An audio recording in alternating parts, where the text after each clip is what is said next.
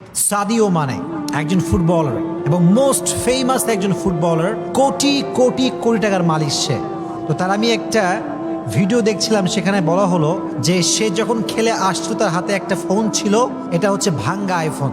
ভাঙ্গা আইফোন নিয়ে সে হেঁটে হেঁটে আসছিল। তো সাংবাদিক তাকে জিজ্ঞেস করলো যে আপনি এত বড় একজন সেলিব্রিটি, আপনি চাইলে হাজার হাজার আইফোন কিনতে পারেন নতুন, আপনার হাতে ভাঙা আইফোন কেন? তো সাদিও মানে উত্তর করেছিল যে আমি আমার এই ফোনটাকে সার্ভিসিং করে নেব, এটা আমি ঠিক করে নেব, কোনো সমস্যা নাই। সাংবাদিক সবগুলো দেয়ার শকড।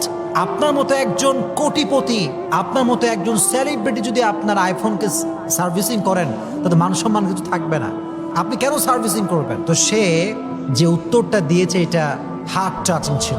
সে কথা বলেছে, দেখেন আমি চাইলে তো হাজার হাজার আইফোন কিনতে পারি, শুধু আইফোন না, মার্সিডিজ ব্র্যান্ডের গাড়ি কিনতে পারি, BMW কিনতে পারি, যত ফেমাস ব্র্যান্ডের কার আছে সব আমি কিনতে পারবো।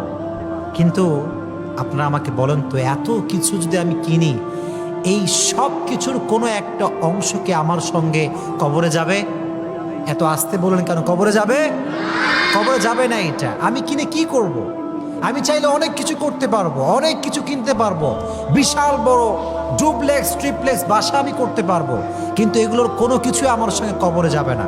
আর সে বলল, যেহেতু আমি অভাবের কারণে শিক্ষা গ্রহণ করতে পারি নাই, তাই শিক্ষার মূল্য আমি বুঝি। কিন্তু আমি দেখতে পাচ্ছি সমাজের সবচাইতে দুর্নীতিবাজ মানুষগুলো সব শিক্ষিত মানুষ। কথা বলেন ঠিক কিনা? তারা বেশিরভাগ শিক্ষিত মানুষ, দে আর এডুকেটেড পিপল। যারা দুর্নীতি করে, যারা সুদ খায়, ঘুষ খায়, maximum people they are educated, তারা সব শিক্ষিত মানুষ। তো সে বলল শিক্ষার গুরুত্ব আমি বুঝি, তো আমি চাইলে মার্সিডিজ ব্র্যান্ডের কার কিনতে পারি, ফারারে কিনতে পারি, BMW কিনতে পারি, কিন্তু আমি এই সব না কিনে যে স্কুলগুলোতে বাস নাই, যে কলেজগুলোতে বাস নাই, আমি তাদের শিক্ষা সহজ করবার জন্য বাস কিনে দিয়েছি, গাড়ি কিনে দিয়েছি। সো এটা বোঝা যায় যে দুনিয়াতে আল্লাহ তাআলা সবাইকে টাকা পয়সা দিলেও সবাই টাকা পয়সার পাগল হয় না। দুনিয়াতে আল্লাহ সবাইকে টাকা দিলেও সবাই টাকা পয়সা অপচয় করে না, অনেকে এটাকে ভালো কাজে লাগায়।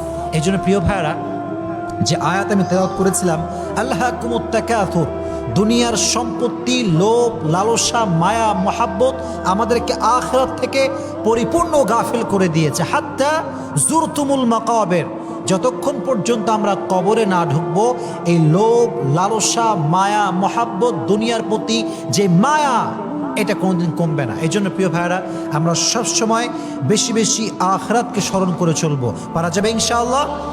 যত টাকা পয়সা আমাদের হোক না কেন, অপচয় করার মনোমাইন্ড রাখবো না, সব সময় এটাকে আল্লাহর রাস্তায় ব্যয় করব, মানুষের সহযোগিতা করবার জন্য ব্যয় করব।